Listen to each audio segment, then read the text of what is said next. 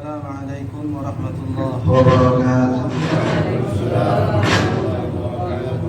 Alhamdulillahi rabbil alamin wa bihi nasta'in ala umuri dunya waddin. Wassalatu wassalamu ala asyrafil anbiya'i wal mursalin sayyidina wa maulana Muhammadin wa ala alihi wa sahbihi ajma'in wa ba'd.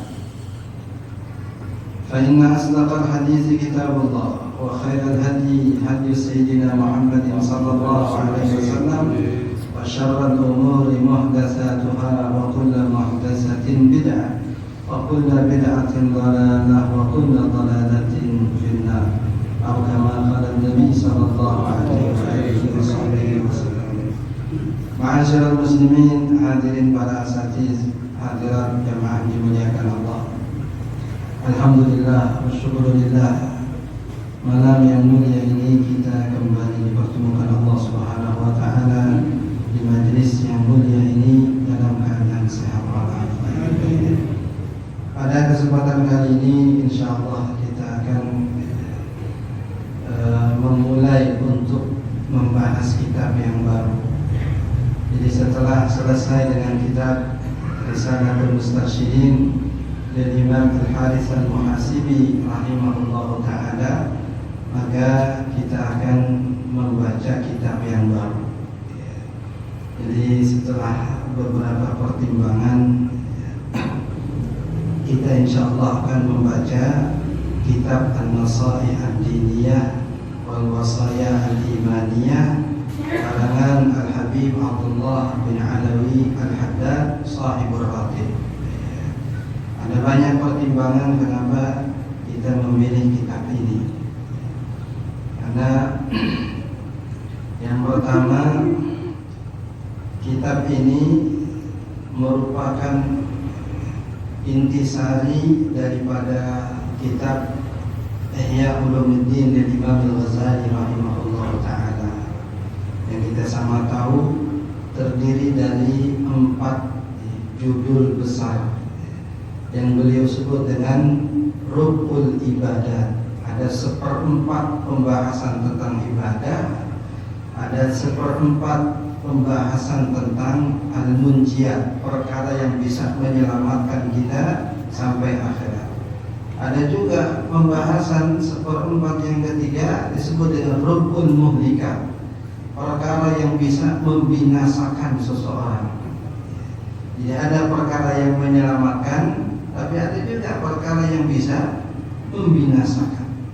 Ini binasa yang dimaksud itu utamanya adalah binasa akhirat. Dan perkara yang menyelamatkan yang dimaksud itu adalah perkara yang menyelamatkan akhirat. Tapi pastinya hal yang berkaitan dengan akhirat itu juga ada kaitannya dengan dunia. Yang kita inginkan sebagaimana doa yang Allah Subhanahu wa taala ajarkan di dalam Al-Qur'an, Rabbana atina fid dunya hasanah wa fil akhirati hasanah wa qina adzabannar. Di dunia kita dapat kebaikan dan di akhirat juga dapat kebaikan. Hasanah di dunia adalah iman dan Islam.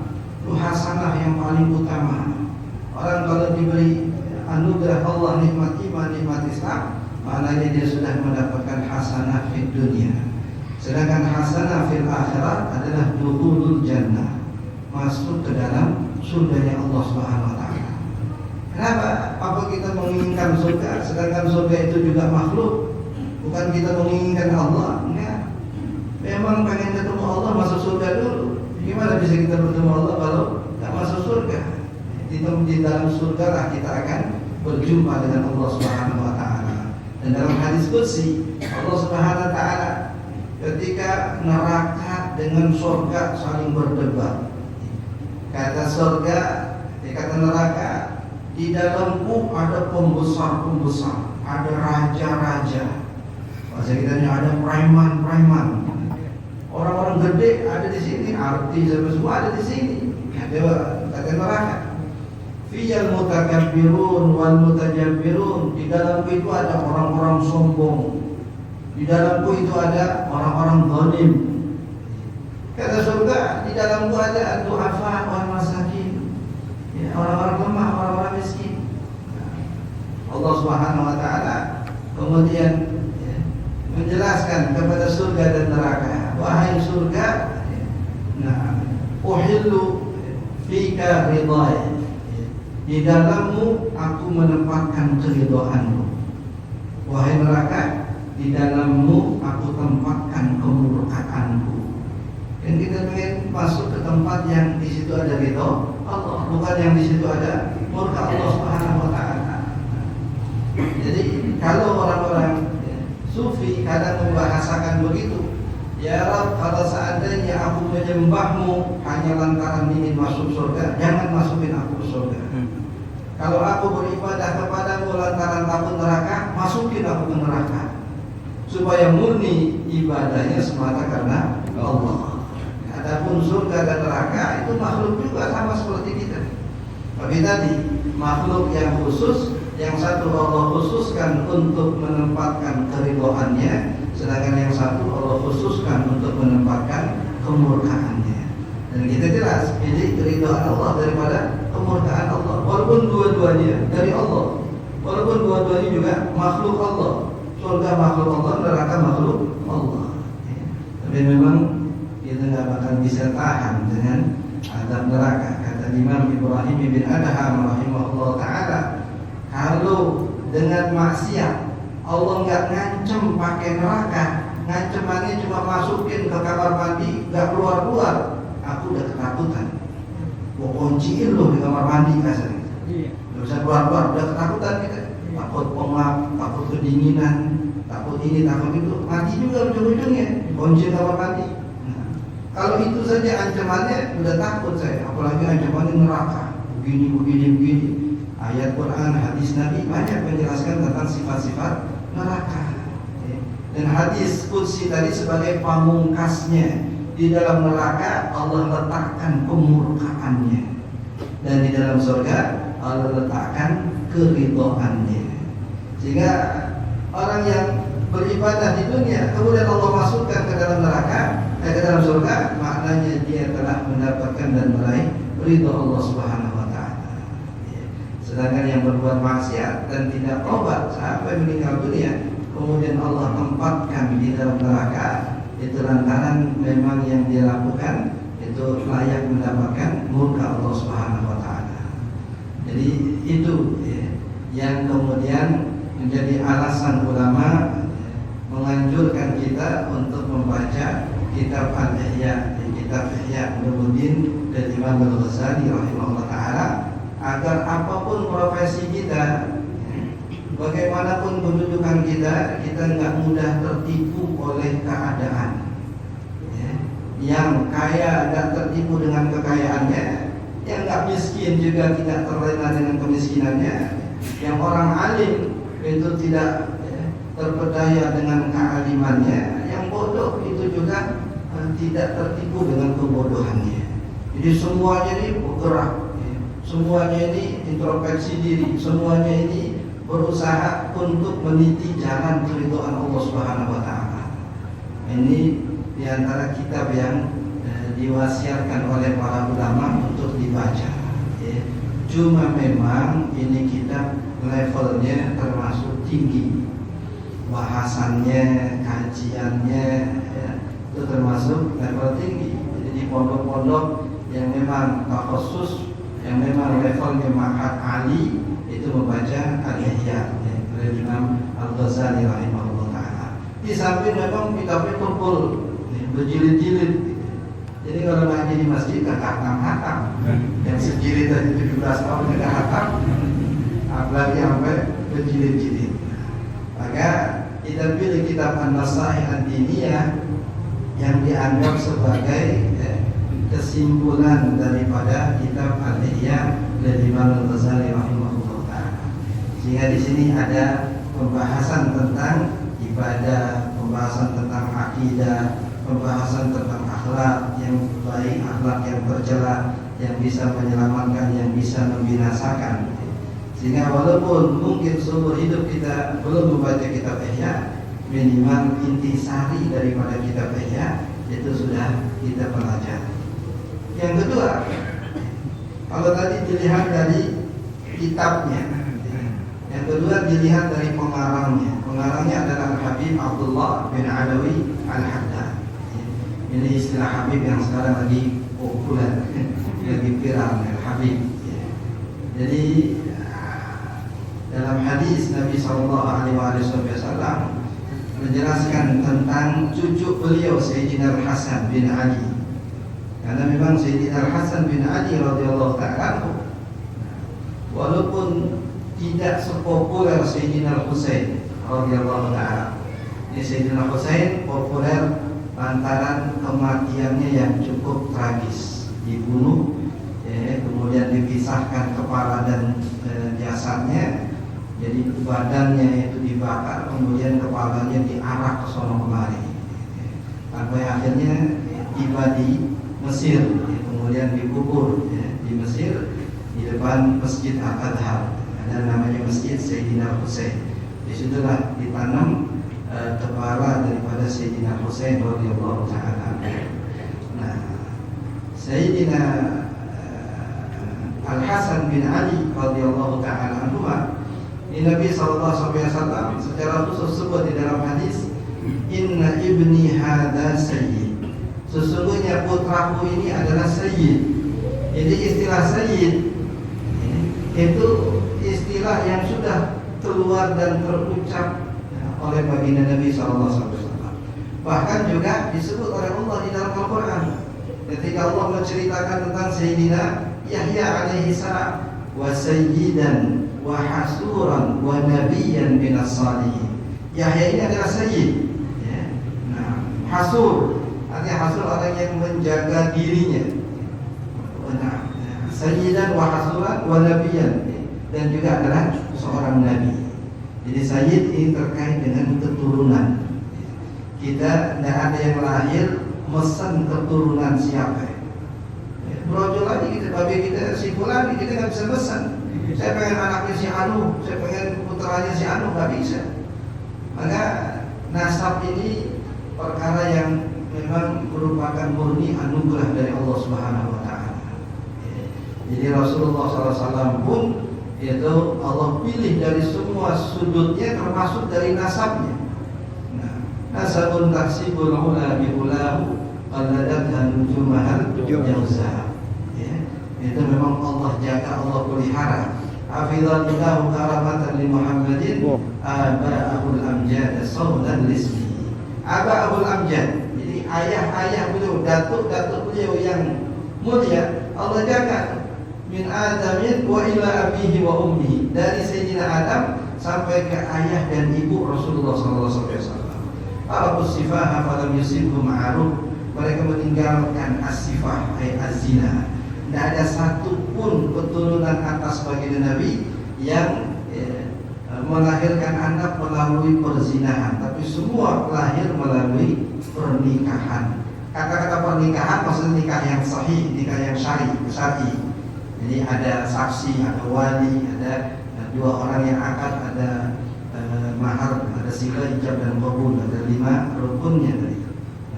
Rasulullah SAW memastikan, bahkan di dalam hadis yang lain Nabi katakan, "Fama yanzala yanquluni min aslabil tahirah ila arhamin zakiyah." Dan Allah Subhanahu wa taala memindahkan aku dari rahim-rahim yang suci masuk ke dalam tulang sulbi yang juga suci. Jadi dari Adam masuk ke dalam rahim Sayyidatuna Hawa, kemudian lahir kepada putranya, kemudian masuk ke dalam rahim ibunya, begitu seterusnya sampai kepada Abdullah, kemudian dari Abdullah masuk ke dalam rahim Sayyidatuna Aminah, dari Sayyidatuna Aminah kemudian lahir baginda Nabi SAW. Jadi sampai dalam hadis sahih Nabi SAW sampaikan, "Inna ummi ra'at nuran hina waladatni." Sesungguhnya ibundaku melihat cahaya yang keluar dari perutnya ketika melahirkan aku. Adha'at bihi busur Syam, yang cahaya itu menerangi istana-istana yang ada di negeri Syam.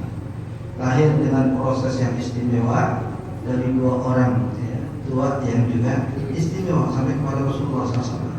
Nah, jadi perkataan sayyid itu sudah keluar dari mulut baginda Nabi SAW. Nah, kemudian yang kedua syarif. Ini juga istilah untuk menunjukkan keturunan baginda Nabi Sallallahu Alaihi Wasallam.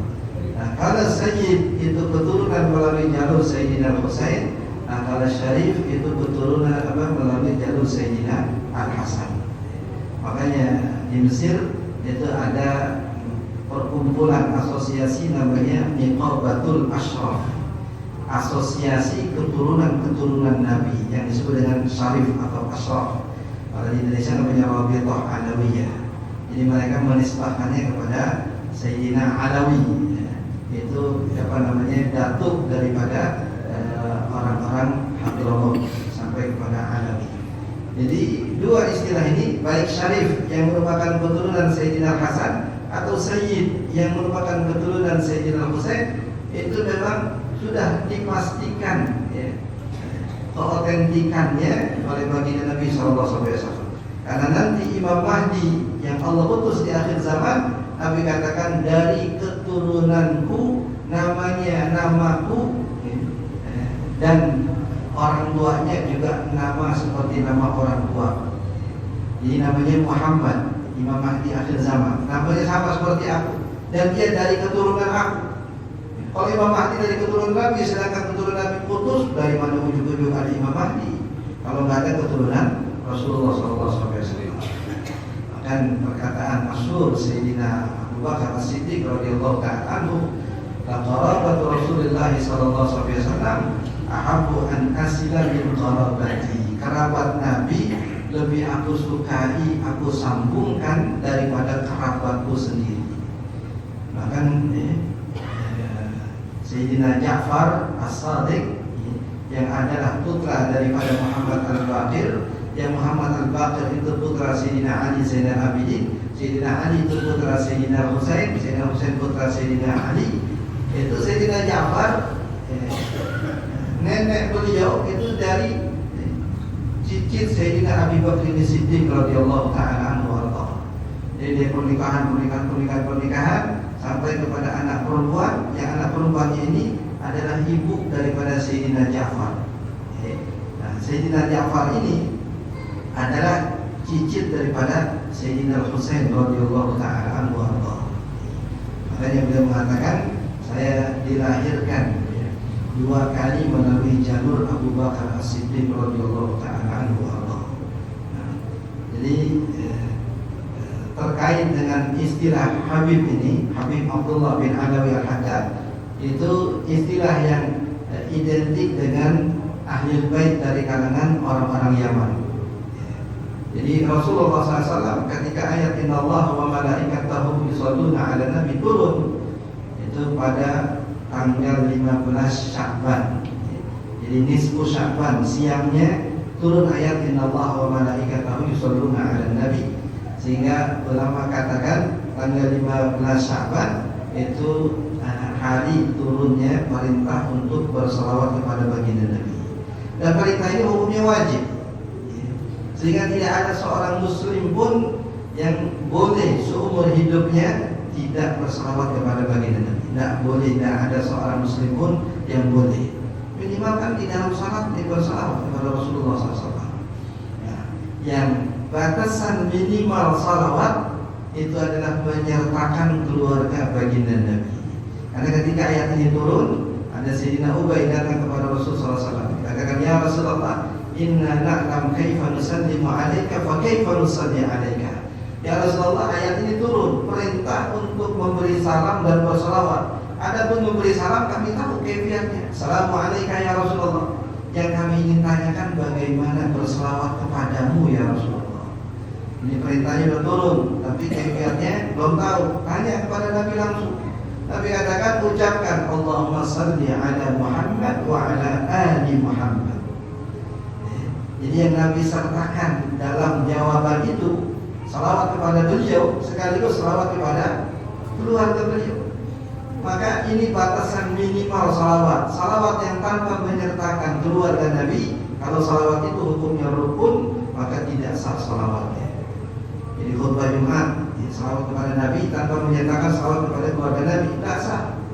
Nah, salat, salawat rukun dalam bacaan. Kalau ketika dia bersalawat dan menyertakan keluarga Nabi, tidak sah salawatnya. Maka cukup sebagai kemuliaan keluarga Nabi, namanya menjadi kewajiban yang disertakan dalam sholawat kepada Rasulullah SAW.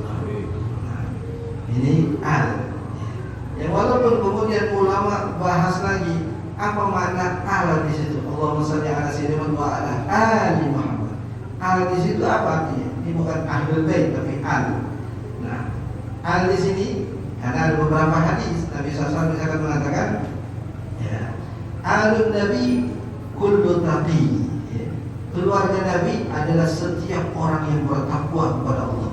Siapapun dia, kalau dia bertakwa, maka dia adalah keluarga Nabi.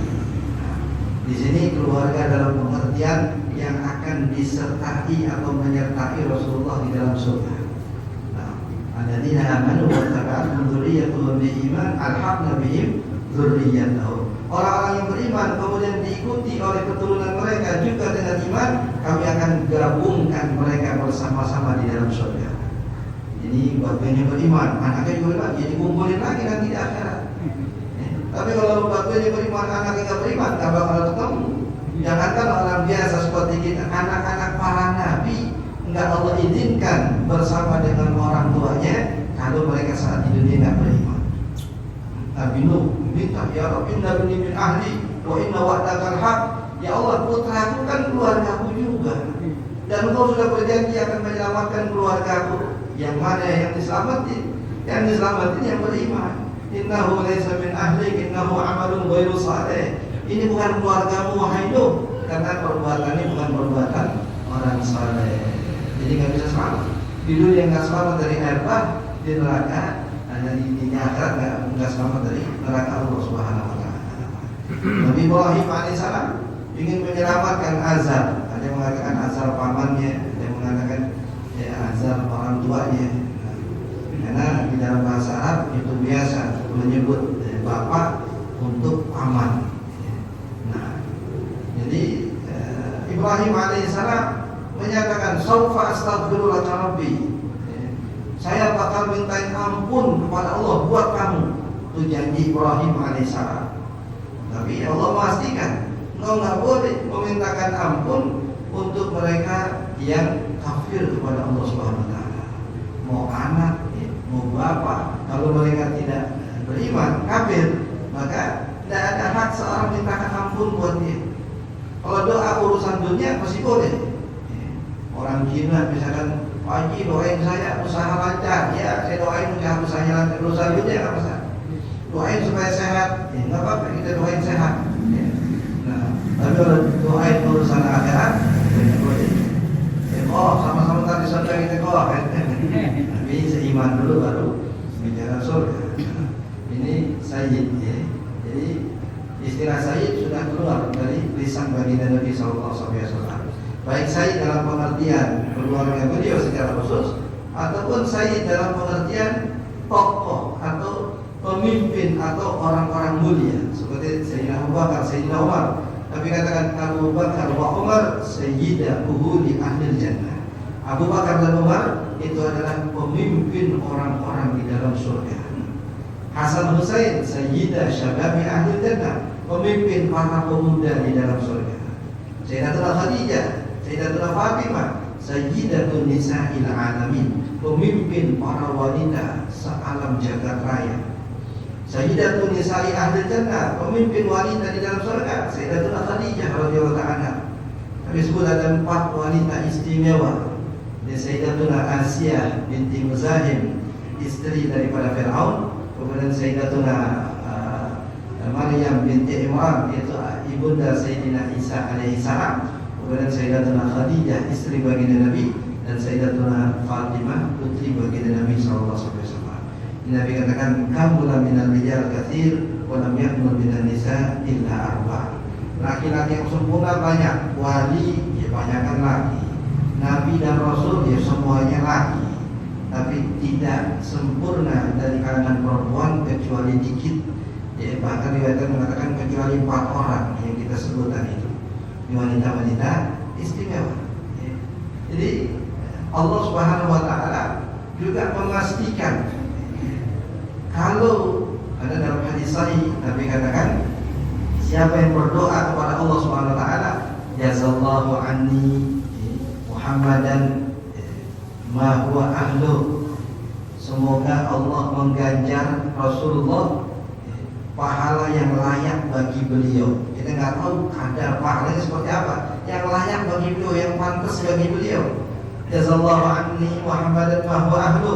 Kata Nabi SAW dalam hadis, siapa yang membaca doa ini di pagi hari dan di petang hari, at'abas sab'ina malakan alfa sabah, akan membuat letih 70 malaikat selama 1000 hari nulis catatan pahalanya. Karena kita bacanya pagi atau sore doang, tapi udah bikin capek malaikat nulis pahalanya 70 malaikat, bukan sendirian. Kita kalau perhoyokin kerjaan 2-3 orang aja ringan. Nah ini 70 malaikat nulis catatan pahalanya. Dan gak sehari. Apa namanya? Alfa sobah 1000 hari. 1000 hari berapa tahun? Setahun aja cuma 365. 3 tahun. 3 tahun berarti nyatet pahalanya. Nah, saking kita kagak tahu kadar pahala yang pantas buat baginda Nabi, kita serahkan kepada Allah Subhanahu wa taala. Nah, sekarang kalau begitu besar kadar pahala baginda Nabi, dalam tanda kutip, Nabi minta apa sebagai balasannya dari kita? Kalau tadi doa untuk baginda Nabi SAW, tapi doa itu hanya dibilang membuat capek malaikat, nyatet pahalanya selama 3 tahun lebih. Tapi yang buat Nabi sendiri apa? Quran menyatakan, "Qul la as'alukum 'alaihi ajran illa al-mawaddata fil qurba." Untuk semua ini aku tidak meminta ganjaran dari kalian kecuali kalian mencintai ahli keluarga. Illal mawaddata fil qurba. Al qurba ay kerabat. Kecuali kalian mencintai keluarga. Itu doang yang diminta oleh Nabi SAW. Padahal kadar pahala bacaan doa yang kita mohonkan kepada Allah Subhanahu wa taala itu saja sudah bikin capek malaikat selama 3 tahun nyatet pahala ini. Bagaimana kalau kita bacanya 2 hari, 3 hari, seminggu, bahkan mungkin seumur hidup kita nggak tinggalin bacaan doa tadi. Itu kan ada di dalam ratib juga. Jazallahu anna sayyidina Muhammad sallallahu alaihi wasallam wa huwa ahlu.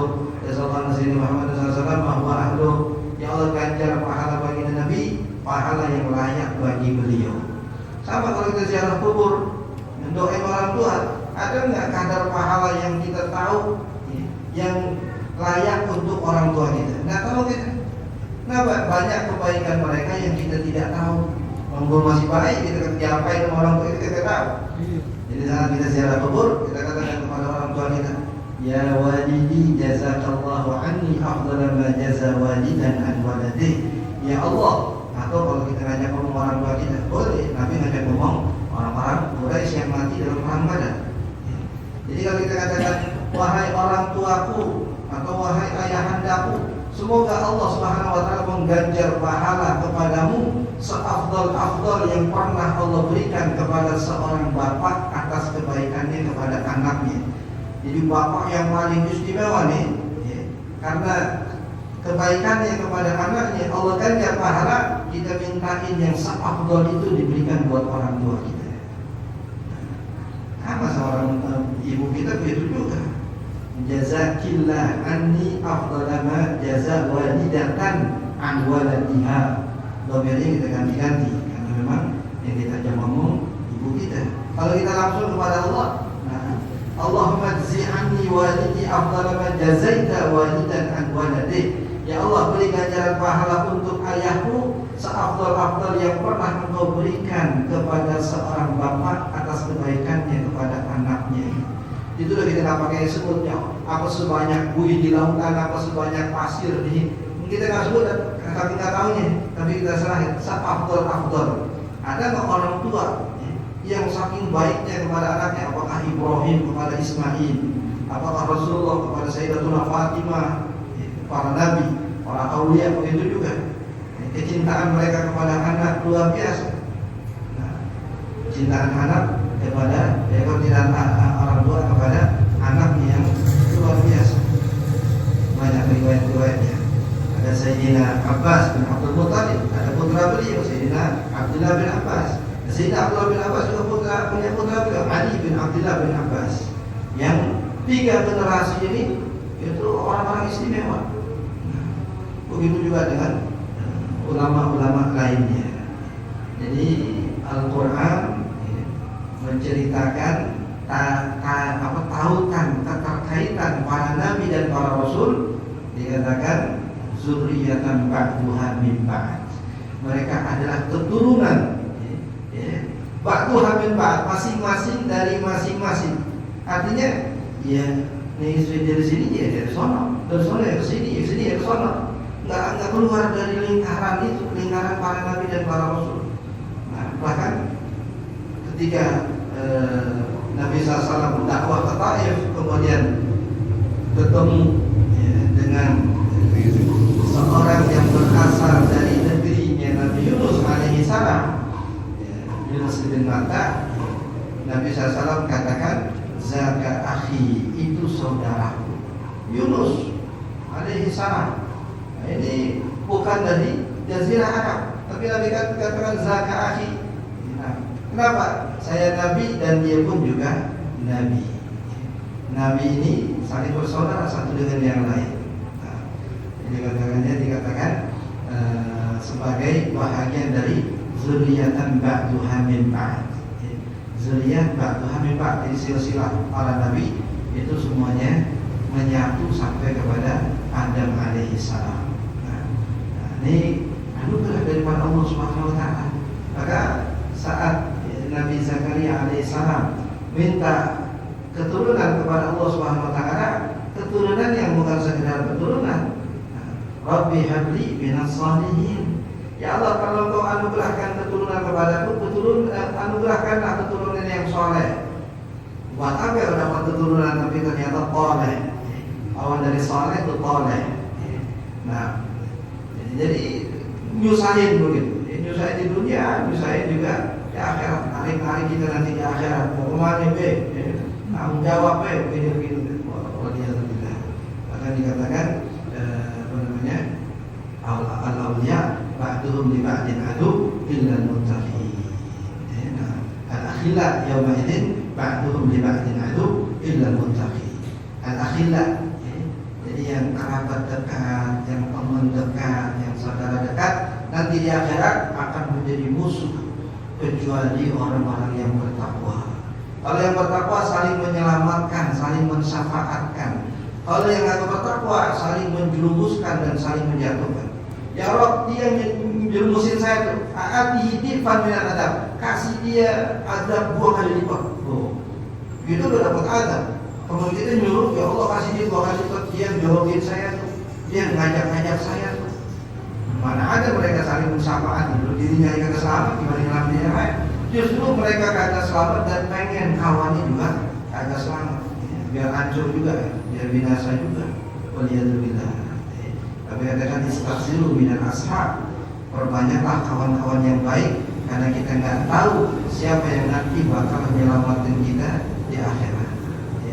Nah, jadi kawan banyak di dunia, biar banyak yang doain. Kawan banyak di dunia, nanti di akhirat biar banyak yang nyelamatin. Karena konsep yang disampaikan oleh baginda Nabi, ahlul ma'ruf fid dunya hum ahlul ma'ruf fil akhirah. Yang berbuat baik kepadamu di dunia, maka mereka juga akan berbuat baik kepadamu di akhirat.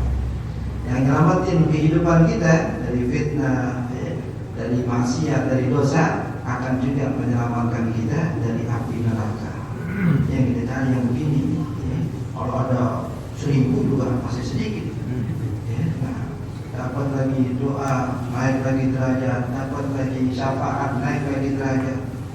Nah, karena syafaat itu dalam beberapa riwayat hadis itu memang ini beda-beda, kapasitasnya beda-beda. Ada syafaat yang menyelamatkan seseorang dari neraka, seharusnya masuk jadi kagak masuk. Ada yang menyelamatkan seseorang dari dalam neraka, yang udah di dalam neraka dikeluarin. Ada yang seharusnya masuk neraka jadi masuk surga. Ada yang seharusnya mungkin level surganya rendah jadi tinggi. Lu di mana? Salah satu ekonomi apa wajib? VIP. Apain di sini ekonomi begini bang? Ya. Ayo ikut. Kalau bukan ada yang ngajak, kalau nggak ada orang dalam nggak bisa gitu. Ini syafaat yang Nabi sebut dalam hadis, syafaati li ahlil kabair min ummati. Nah, syafaatku itu untuk pelaku dosa besar dari kalangan umatku yang level dosanya tinggi. Kata beliau ini juga harus tinggi, nggak cukup orang-orang kayak kita ini bisa nyelamatin. Jadi memang apa ada di sini di neraka. Wah begini, wah dosa banget, gitu kan. Ada nggak usah nyelamatin dah. Yang lain aja dah. Yang banget dosanya. Kalau sekedar ini doang, mungkin ada bisa syafaat ya Rabbi ya. Apa? Itu nanti yang dosa besar Nabi yang ngurusin. Syafaati di akhir kabair min ummati. Tapi kan dalam tanda kutip kecewain, ya kan? Membuat sedih Nabi SAW. Apa ada di sini umatku? Dulu nggak ikutin petunjuk aku. Nah, saya kayak kita nyelamatin orang dari penjara gitu. Walaupun ditebus juga tapi kan, ya, lalu bikin malu juga dong. Nah, jadi ini bahagian dari ikhtiar kita di dunia tadi untuk bisa mulia di akhirat. Caranya bagaimana tadi? Caranya kita banyak-banyak kumpul di tempat-tempat orang baik ya, bersama-sama dengan orang baik ya, melakukan hal-hal yang baik ya. Jadi perkumpulan orang baik ya, di tempat yang baik melakukan hal-hal yang baik ya, ngaji ya, saling ingat mengingatkan, silaturahmi ya, kemudian saling mendoakan dan seterusnya. Ini bahagian dari apa yang menjadi tujuan hidup kita di dunia. Itu istilahnya jalan tol menuju surganya Allah Subhanahu wa taala. Nah, Al-Habib Abdullah bin Anawi Al-Haddad rahimahullah taala ini Allah Subhanahu wa taala uji dengan ujian yang luar biasa. Umur 4 tahun beliau buta. Karena penyakit judari. Judari itu penyakit cacar. Jadi dulu mungkin belum secanggih sekarang. Itu sampai matanya juga terkena sampai akhirnya buta. Jadi tapi masya Allah, walaupun dari usia 4 tahun buta, tapi ibadahnya dari kecil udah luar biasa. Sampai nyusahin neneknya kan, nyusahin dalam pengertian bikin mereka jadi kesian. Ya Allah tahu begitu amat sih. Jadi buta beliau itu keliling kota Tarim untuk mendatangi setiap masjid. Yang setiap masjid didatangin itu diisi baknya malam-malam nih, habis isya keliling diisi baknya biar besok orang sholat subuh nggak repot-repot juga. Kemudian minyak lampu templok yang udah habis diisi dipenuhin. Setelah selesai semua sholat Allah. Selesai beberapa rakaat sholat pergi lagi ke masjid yang satu. Begitu juga aktivitasnya. Begitu pergi lagi ke masjid yang satu. Begitu. Nanam kebaikan dari kecil. Mustahil apa yang kita tanam kita nggak panen. Cuma waktunya Allah yang takdirkan. Cuma kualitas tanaman ya sesuai dengan kadar niatnya, sesuai dengan ilmunya. Ada ilmunya nggak terkait dengan kebaikan yang dilakukan. Karena Allah bukan atas kebaikan yang dilakukan. Pasti siapapun yang nanam bakal mulai. Sama keburukan juga begitu. Ya. Nanam keburukan kalau nggak sekarang nanti. Bahkan bisa juga sampai kepada keturunan kita waliyadzubillah ya. Sampai keturunan kita waliyadzubillah ya. Ada banyak nih riwayat-riwayat yang terkait dengan kebaikan yang menurun ya. Sebaliknya juga keburukan yang menurun ya. Nah ini hadirin yang dimuliakan Allah sebagai muqaddimah dari alasan utama kenapa kita memilih kitab An-Nasihah Diniyah. Tadi dengan harapan mudah-mudahan sebagaimana kita memperbaiki ibadah kita yang zahir, kita juga berusaha untuk memperbaiki ibadah kita yang batin. Ibadah yang batin terkait dengan ikhlas, terkait dengan khusyuk, terkait dengan khasyah, terkait dengan tawadhu, terkait dengan iffah, menjaga diri, menjaga kehormatan dan seterusnya. Ini hal-hal yang berhubungan dengan amalan qalbi. Karena memang banyak hal-hal yang bisa menyelamatkan seseorang, utamanya ibadah zahir yang disertai dengan ibadah batin. Insyaallah pada pertemuan yang akan datang kita akan lanjutkan pembahasan tentang Habib Abdullah bin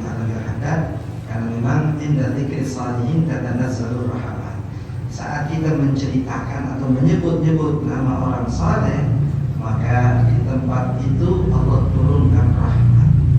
Fakaifa bi sayyidil alamin, kata Imam Hasan al-Basri, bagaimana kalau di tempat itu bukan hanya orang saleh yang diceritakan, tapi pemimpin dari orang-orang saleh, yaitu Rasulullah SAW. Kayak apa itu tublokan rahmat Allah di tempat itu? Karena dalam bahasa Al-Quran ini yusabita bihi fu'adak, cerita itu untuk memantapkan hatimu. Cobalah dengerin cerita orang-orang saleh. Kalau enggak hati itu makin mantap, kalau enggak semangat itu makin kuat. Itu diantaranya. Kalau mau dengerin Quran, kita kudu paham dulu ayatnya. Kalau dengar hadis, kita kudu dapat penjelasan dulu maknanya. Tapi kalau cerita orang saleh, itu enggak cerita, enggak ada kesan nasehatin orang, enggak ada kesan guruin orang lagi cerita. Ceritanya begini nih, kesolehannya, kebaikannya. Tersugesti kita untuk melakukan hal yang sama, atau minimal niat untuk melakukan hal yang sama. Ya. Jadi insya Allah ya, pengajian kita bergilir ya. Jadi misalkan malam ini kita baca Nasa'i, malam berikutnya kita baca tafsir Al-Munir dari Imam An-Nawawi rahimahullah ta'ala. Hadirin jemaah dimuliakan Allah, ada sisa waktu 4 menitan. Saya mohon kesediaannya hari Kamis ini bertepatan dengan 7 hari wafatnya kakak kami almarhumah Hajah Rasulullah binti Haji Muhammad Hafiz, yang juga merupakan jamaah pada pengajian Masjid Nurul Yakin. Jadi kami keluarga sudah menghatamkan Al-Quran beberapa kali. Ini karena memang kondisi saat ini yang kurang lebih kondusif ya. Jadi kami minta sediaan Ustaz Haji Syahwandi untuk membacakan doa Al-Quran yang sebagai bentuk dari kataman mengenai sunnah Sayyidina Rasulullah.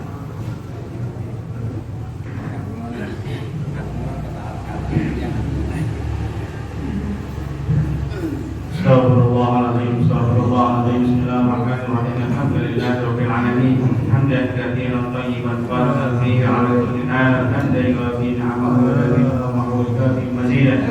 Ya Rabbana lakal hamdu wa thana wa tashkuru kama yanbaghi li jalali wajhika wa li 'azimi sultanik. Subhanaka la nuhsi lana anta 'alaika kama athnaita 'ala nafsik. Wa lakal ridha wa lakal hatta tarda wa lakal ba'da ridha wa lakal rabbina 'ala daiman abada. Allahumma shalli wa sallim 'ala sayyidina Muhammadin salatan tuhaffizuna biha al-Qur'an wa tufahhimuna biha al-ayat wa tuthabbitu biha fi qulubina iman wa tahfazuna biha su'al qawl wal 'amal wan niyat wa 'ala alihi wa sahbihi wa sallim. Sadaqallahu al-'aliyyul 'azim wa